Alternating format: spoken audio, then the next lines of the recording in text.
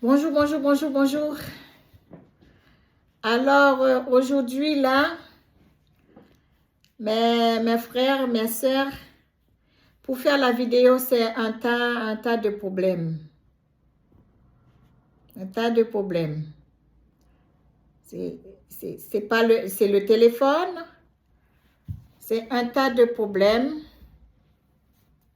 pour faire cette vidéo aujourd'hui. Oui. Déjà, nous connaissons déjà, on est dans un combat spirituel. Oui, c'est un combat spirituel. Que Dieu nous donne la victoire sur ce combat.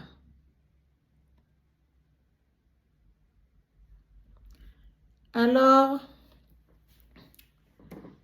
j'ai déjà commencé la vidéo pendant 2 fois. Bon, on va recommencer une 3e fois.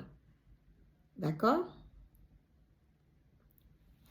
Bon, on va faire une petite prière tout courte. On ne sait pas qu'est-ce qu'il y a au téléphone, qu'est-ce qu'on a touché aussi, qui ne marche pas.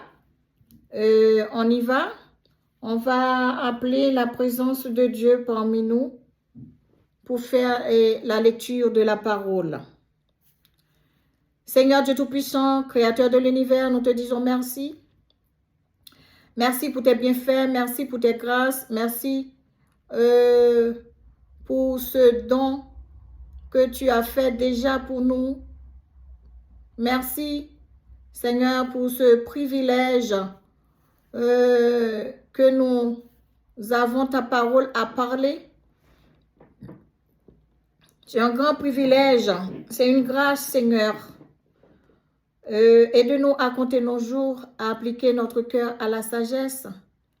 Père d'amour, nous allons ouvrir ta parole, nous allons parler, nous allons faire une lecture, que cette parole va tomber sur de bonnes terres pour édifier nos cœurs, notre âme, nos pensées, pour encourager, pour délivrer des âmes, des esprits malins, pour nous sauver. Père, nous te disons merci pour cette bonne parole que tu as envoyé ton Fils unique à verser son sang pour le pardon de nos péchés et que le voile de temple était déchiré. Yes. Oui, Seigneur, c'est une grâce spéciale, c'est un grand privilège. C'est un grand privilège pour nous, oui, de parler de toi. Merci pour cette grâce, pour le sang de Jésus. Jésus, merci pour ton obéissance, merci pour ton amour, merci pour cet enseignement. Seigneur, aide-nous, Seigneur, à pratiquer cette parole. Aidez-nous à écouter et entendre et pratiquer cette parole de grâce qui donne la vie éternelle. Dieu puissant, Dieu réel, Dieu grand, nous te disons merci pour tout ce que tu as fait pour nous déjà. Et merci pour les personnes qui vont nous écouter et fais les grâces. Seigneur, c'est toi qui les connais. Nous ne connaissons personne en présentiel. Mais toi, tu connais tes enfants, tu connais leurs pensées, tu connais leur cœur. Que cette parole, Seigneur, parole de grâce, nous fasse grâce. Pour la gloire de ton nom. Père, nous ne sommes rien devant ta face. Au contraire, nous trouvons c'est un grand privilège, une grâce, une faveur imméritée. Mais pour la gloire de ton nom et pour le salut de notre âme, nous t'en prions, grand Dieu. Amen. Alors, on va parler, on va prendre le chapitre Acte 9. Acte 9 qui va parler de l'apôtre Paul avant qu'il s'appelait Saul. Alors, ce qu'on a dit comme titre, on a lu le passage depuis la semaine dernière. J'ai vu que c'est la conversion de Saul, certes, Mais c'est ce matin, j'ai mis le titre. C'est un petit peu long, mais vous allez comprendre.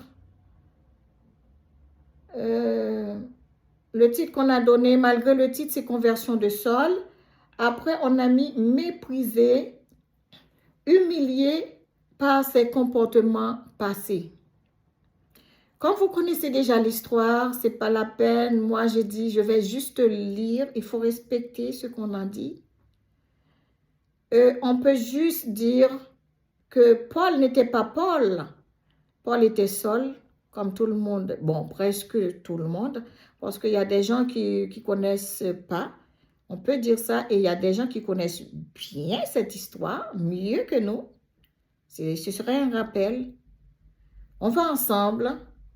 Alors, conversion de Saul. On a dit Saul, avant qu'il devienne Paul, il était vraiment un persécuteur, un meurtrier. C'est juste ça, je peux dire. Après l'apparition de Jésus dans sa vie, Saul devient Paul. Même le nom change. Même le nom. Le nom de Saul. Saul n'était pas Saul. Saul devient Paul. Le nom change. Après, on va faire une petite conclusion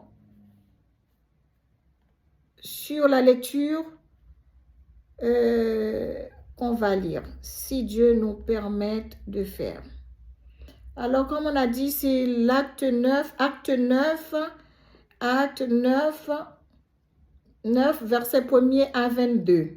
Après, on va prendre acte 19, versets 9 et 12. On va faire la lecture bien vite, ne vous inquiétez pas. C'est juste ce que je vous ai dit. Avant, il était Paul, il était Saul. Après, il devient apôtre Paul. J'ai envie de parler créole, hein? Bon, on y va, mes bien-aimés. Acte 9, verset 1er. Cependant, Saul, respirant encore la menace et le meurtre contre les disciples du Seigneur, se rendit chez le souverain sacrificateur et lui demanda des lettres pour les synagogues de Damas, afin que, s'il trouvait des partisans de la nouvelle doctrine, hommes ou femmes, il les amena liés à Jérusalem. Comme il était en chemin ce jour, bon, j'ai mis ce jour, comme il était en chemin, il approchait et qu'il approchait de Damas, ou bien Damas, le plus souvent j'ai entendu Damas. Tout à coup, une lumière venant du ciel resplendit autour de lui. Il tomba par terre et il entendit une voix qui lui disait « Saul, Saul, pourquoi me persécutes-tu » Il répondit « Qui es-tu, Seigneur » Et le Seigneur dit « Je suis Jésus que tu persécutes. Il te serait dur de regimber contre les aiguillons. » Tremblant et saisi d'effroi, il dit « Seigneur, que veux-tu que je fasse ?» Et le Seigneur lui dit « Lève-toi, entre dans la ville, et on te dira ce que tu dois faire. » Les hommes qui l'accompagnaient demeurèrent stupéfaits. Ils entendaient bien la voix, mais ils ne voyaient personne. Saul se releva de terre, quoique ses yeux fussent ouverts, il ne voyait rien. On nous a dit que Saul se releva de terre et quoique ses yeux fussent ouverts, il ne voyait rien. On le prit par la main et on le conduisit à Damas. Il resta 3 jours sans voir et il ne mangea ni ne but. Or, il y avait à Damas un disciple nommé Anania, ou bien Ananias, je ne sais pas si on prononce le S. Le Seigneur lui dit dans une vision, Anania ou Ananias, il répondit, me voici Seigneur. Et le Seigneur lui dit, lève-toi, va dans la rue qu'on appelle la droite et cherche dans la maison de Judas un nommé Saul de Tarse. Car il prit et il a vu en vision un homme du nom Ananias. Il entrait et qui lui imposait les mains afin qu'il recouvrait la vue. Ananias répondit, Seigneur, j'ai appris de plusieurs personnes tout le mal que cet homme a fait à dessein dans Jérusalem. Il a ici des pouvoirs de la part des principaux sacrificateurs pour lier tous ceux qui invoquent ton nom. Mais le Seigneur lui dit, va, car cet homme est un instrument que j'ai choisi pour porter mon nom devant les nations, devant les rois et devant les fils d'Israël. Et je lui montrerai tout ce qu'il doit souffrir pour mon nom. Ananias sortit et lorsqu'il fut arrivé dans la maison, il imposa les mains à Saul en disant, Saul, mon frère, le Seigneur Jésus qui t'est apparu sur le chemin par lequel tu venais, m'a envoyé pour que tu recouvres la vue et que tu sois rempli du Saint-Esprit. Au même instant, il tomba de ses yeux comme des écailles et il recouvra